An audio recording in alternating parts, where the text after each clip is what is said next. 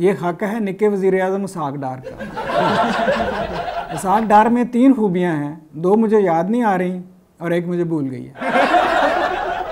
जब वो नवाज शरीफ साहब के क्लास फेलो थे तब भी वो मियाँ साहब के बटवे के वज़ीर ख़जाना होते थे। मियाँ साहब के इतने करीब होते थे कि जेब नवाज शरीफ की होती थी, लगी डार साहब की कमीज़ को होती थी। इसहाक डार बहुत नीचे से ऊपर आए हैं, मतलब पाकिस्तान में इसहाक डार और डॉलर की जर्नी एक जैसी है।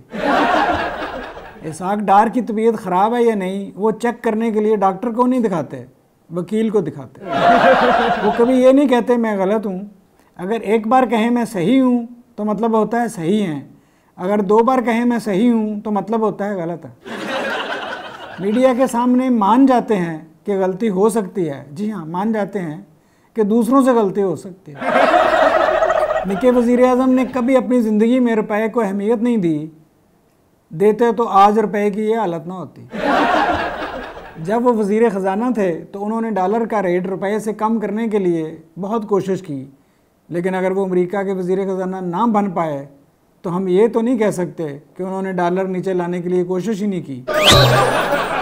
अमेरिका ने फैसला किया है कि अब वो किसी मुल्क पर हमला नहीं करेगा, अब उस पर IMF करेगा। इसहाक डार ने बिजली, गैस, पेट्रोल महंगा करने के लिए IMF को घुटने टेकने पर मजबूर किया।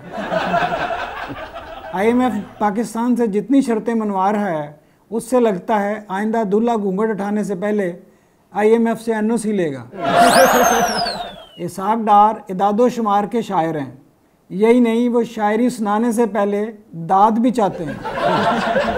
हमारे यहाँ वज़ीर ख़जाना का एक ही काम होता है, वो है प्रेस कॉन्फ्रेंस करके बताना कि जो ख़जाना खाली हो रहा है, महंगाई हो रही है, उसके ज़िम्मेदार पहले वाला वज़ीर ख़जाना है।